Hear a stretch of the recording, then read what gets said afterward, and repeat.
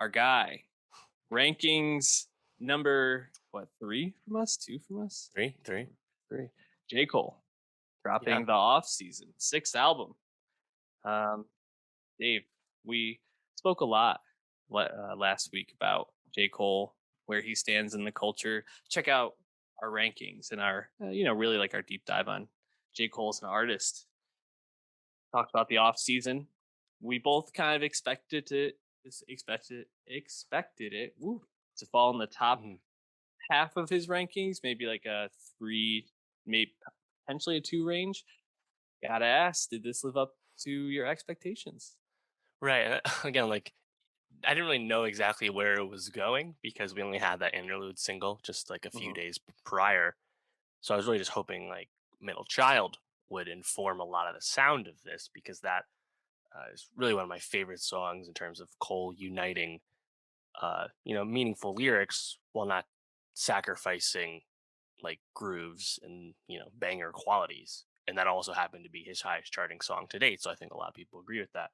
Um, and you know, I think actually since that song come out, which we didn't talk about the rankings, he did kind of have that kerfluffle with the Snow in the Bluff track where he was calling out No Name, the rapper's tactics regarding her politics, and then No Name like really quickly fired back with song 33, and Cole took a lot of grief for that, and I think rightfully so. So either way, I was just kind of expecting like how like where's Cole's head at? How deep is he trying to get? As we spoke with the rankings, KOD, the last album, conceptually, I think vast and really trying to focus in on a lyrical message as Cole has kind of embraced his old head tendencies as enters his late 30s. But the off season, I enjoyed it. I don't think it's 2014 Forest Hills Drive or Born Sinner territory. Mhm. No way. It's not approaching that stuff. But there's some good tracks on this, and I think Cole still sounds quite lively, which album six. So that's nice quality, I guess. Yeah, one of the things we talk about in our rankings and J. Cole review in general is just he's got a lot of stands.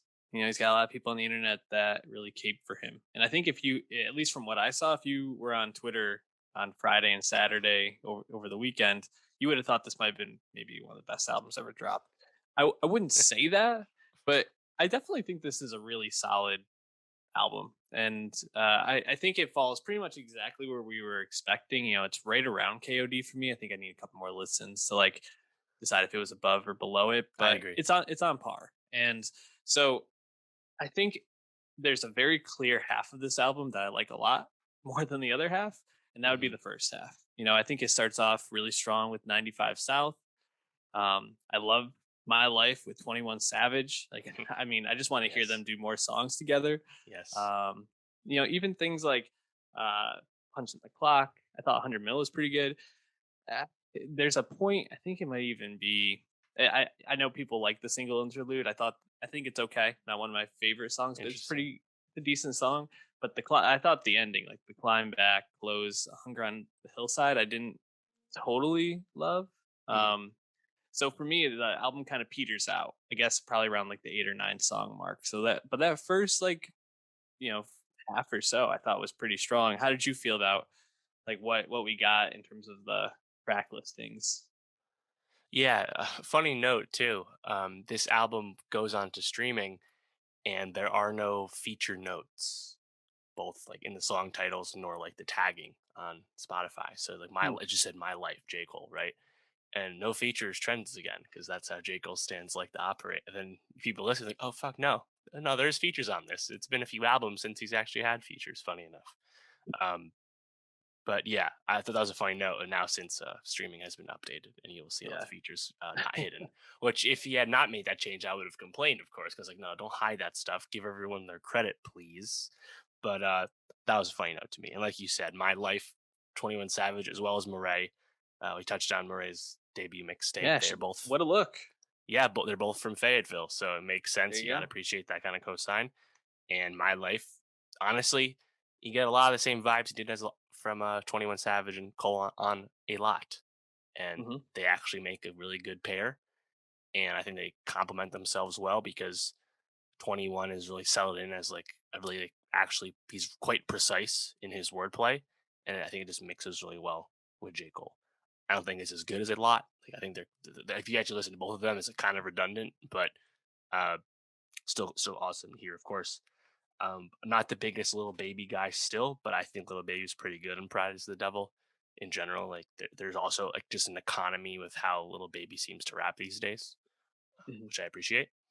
And it is kind of funny, like contrasting him and Cole because they both are trying to come about with a bigger message in their music. Little Baby more recently, Cole, of course, the past few albums, and I don't think either of them is as effective as the artists think they are at that sort of thing. But either way, I thought it was a pretty good pairing. And yeah, 95 South, that actually has the best guest spot on it because he has Cameron doing like Yeah. introductions and like interludes and stuff. And honestly, Cameron's stealing the show on it, to be honest. But Cole Mhm. also is, just kind of spitting on that song. Like, I think that one goes hard. I really appreciated in verse one. Look how everybody clapping when your 30 song album do a measly 100 thou. You like those shots at people stream chasing.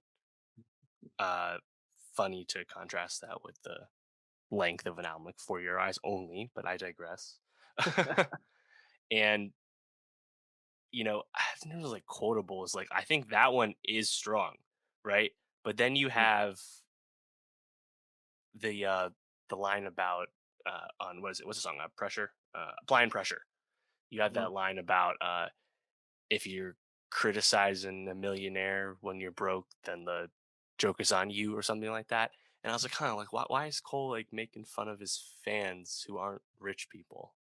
That felt kind of strange to me. Like, like, since when would that have been his point of view? Right? Isn't that weird? Untouchable. Yeah, it feels a bit like you can't say anything because I'm more Classic, successful than you. I don't know. classic. It's like the same thing as like, oh, you don't write rap, so you can't talk about it. You can listen to it and appreciate it, but you can't criticize it. It's the same kind of thing. Yeah. Um, yeah, honestly, I think my favorite track is Interlude though, which is funny to hear that you didn't like it. Mm. Interlude just reminds me of Middle Child. It's cool Yeah. actually bringing in like more modern sounds. Like the melodic stuff is super heavy these days, and I think he's doing it really well on that. And I guess I think it's really just because like I'm not like listening to this for like super deep lyrics from him, and I think Cole actually kind of pulled back on that. He's not actually trying to Mhm. get super deep. Like he'll touch on stuff here and there, but he kind of think he kind of chilled with the off Yeah. season, which I appreciate.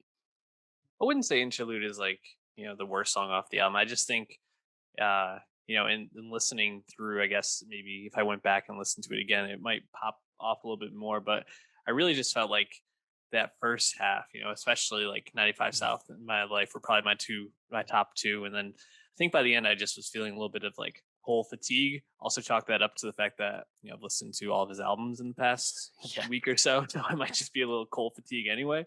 Mhm. Um, he also got some big producers on this. Just kind of looking. Timberland was on the Mhm. track Amari.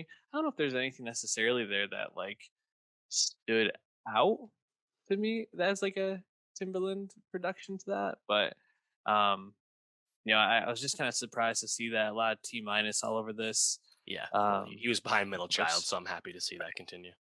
But you know, I I don't know. I guess as I'm talking about it, I don't know if I'm disappointed. I don't know if I'm pleased. I think I'm probably somewhere right in the middle where I'm like, oh, this is Mhm. kind of what we thought it would be.